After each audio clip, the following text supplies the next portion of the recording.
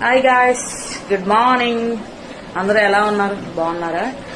జాతరకి వెళ్ళి ఇప్పుడే వచ్చాను. నేను కళ్ళు రెట్టగా అయిపోయి బయటకు వెళ్లే బదులు ఇంటికాడ ప్రశాంతంగా ఉంటే బెస్ట్. కానీ వీలవ్వదు కదా, కంపల్సరీగా వెళ్ళాలి కాబట్టి వెళ్ళా. శ్రీ రాజరాజేశ్వరి దేవి జాతరకైతే వెళ్ళా. మా శ్రీకాకుళం జిల్లాలో అయితే జాతర చాలా ఫేమస్. మీరు తండ్రి మూవీ చూస్తారా లేదో నాకు తెలియదు, చూసి ఉంటే కంపల్సరీ మీకు తెలిసే ఉంటది ఆ జాతర గురించి.